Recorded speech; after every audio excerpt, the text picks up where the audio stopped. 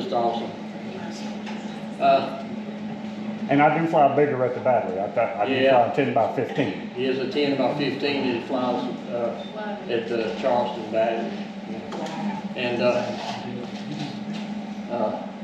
once again, I'm just overwhelmed. You know that. You can see that tonight by all the kindness and the generosity that God has blessed me with and all of us with. You know, we're the only ones that He gave Southern heritage to. And I don't think there's any Yankees in here tonight.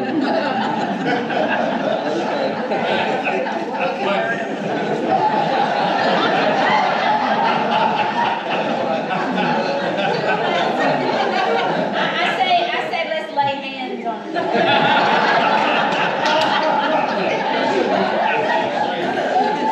It's almost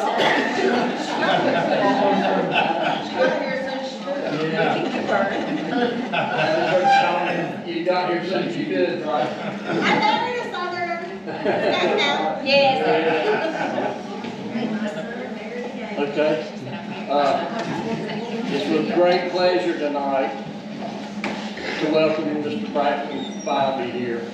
I think the first time we met was at Ballard Park, and it just clicked. So I don't know a lot of your, off the top of my head, I don't know a lot of your credentials and things, but I'm gonna let you introduce yourself. And generally, it's an honor to have you here tonight. And I'm glad that we have this crowd here tonight for you also. Okay? All right. And Dwayne, I thank you for the invitation. Yes, sir.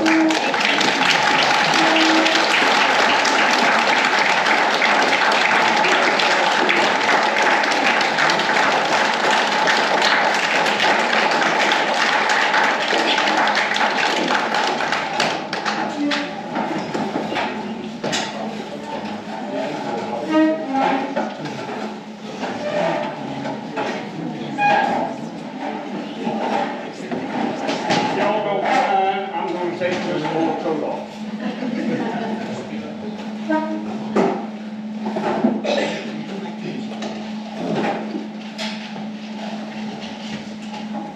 I don't like to talk a whole lot about my personal self, but I will speak a little bit, let you know how I got started in this. I was born and raised in a small town, Colonial Heights, Virginia, between Richmond and Petersburg. A Frenchman built a house there called Violet Pink. Violet as the flower. It was never a pink. That's just the name of it. That was General Lee's headquarters during the siege of Petersburg. I rode my bicycle there when I was 6 years old and played underneath the cucumber tree. The cucumber tree is a species of a magnolia. It's against the law of climate. But I went inside there, and there's a museum down there in the basement today. I made concrete leaves and soldiers. I donated one. There's one down there in the basement. But that's what got me started. I'd already heard the quote by Jefferson Davis, "The victors will write the history." Red flag went up in my brain. Why did that man say that? By the time I was in the 7th grade, I was debating with my U.S. history teacher.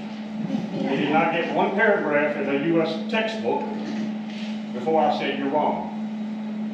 I'd already heard stories about my ancestors. They were sent, they were captured, they were killed, they were sent to Point Lookout, Maryland. But the victors will write the history. Why did that man say that? You've got to get out of the U.S. textbook and get into a book out of a library from another author. Again, that's what I did. My U.S. history teacher kept me after school and said, "I don't mind you debating with me in front of the class. Bring in your facts." I did. Next day I came in with 9 not textbooks, but books from 8 different authors, 2 books with the same author. And I said, "They're totally contradictory of what you're teaching out of that textbook." Long story short, end of the year, he told the class, I did not prove him wrong. I proved his curriculum wrong. what he was teaching us. I've been lied to my whole life up until the 12th grade. And I proved them wrong. And you have to do the same. You youngsters here today, go to the library. Check out some books.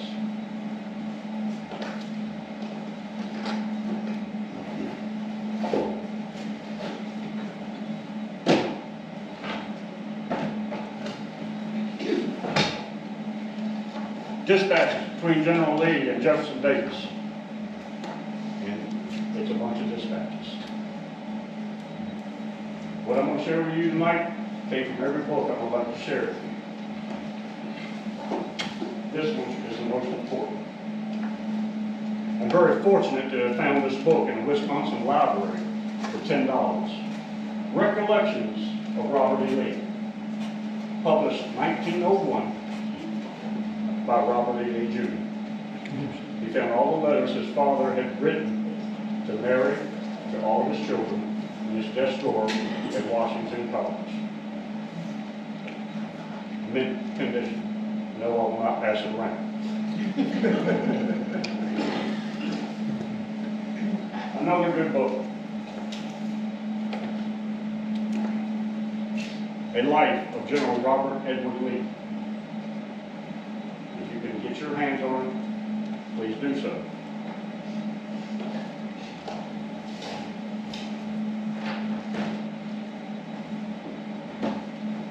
A small book for $4, but it's got most of the quotes by R.E.Lee.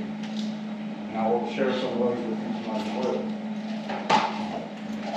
The most important that I'll share with you tonight, and this is the first camp I've ever been to that I haven't seen a U.S. flag in. I watched the video and I was invited, but I had to work, to the AP Hill. First thing I saw was a Confederate soldier carrying the U.S. flag. And I made comment to several people in Virginia that I'm friends with. How much did they pay that man to carry that flag while he's dressed in a Confederate uniform?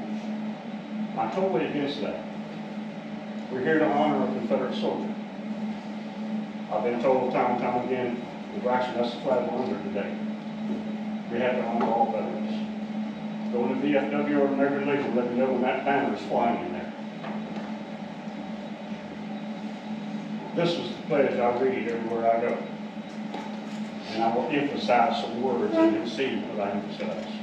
I pledge my allegiance to the flag of the Confederacy and to the ideals for which it stood and stands.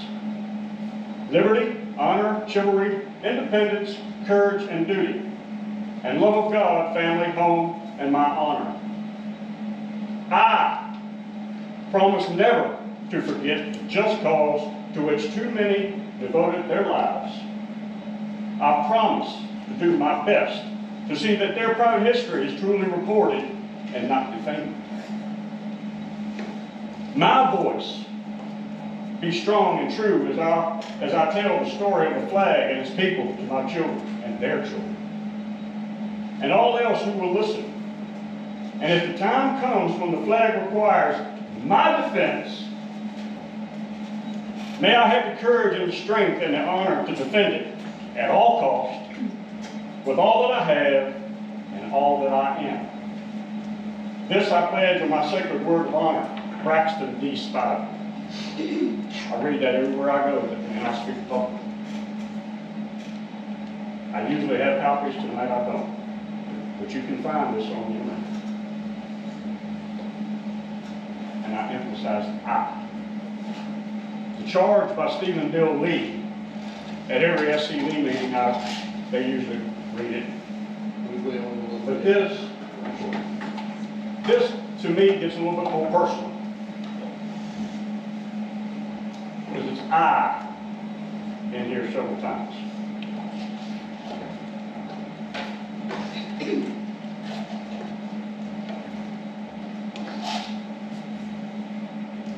General Lee was one that took things very personal.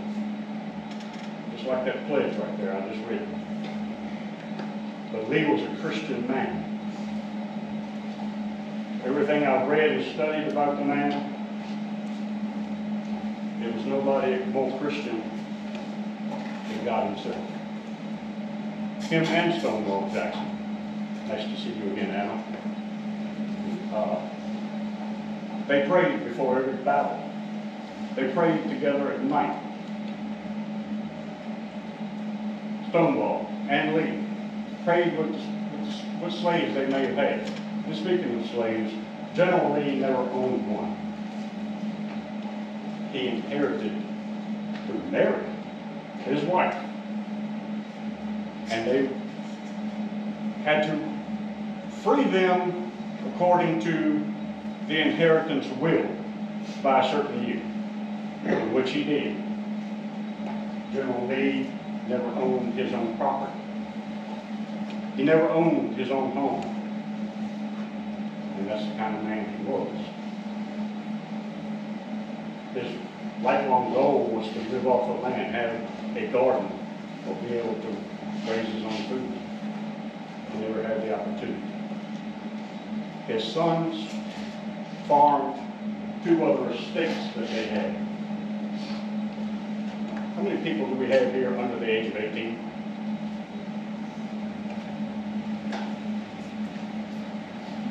Good. Y'all listen. Because I'm going to ask some questions later on. And I'm specifically asking to y'all. Whether I've got something to give, whoever can answer that question.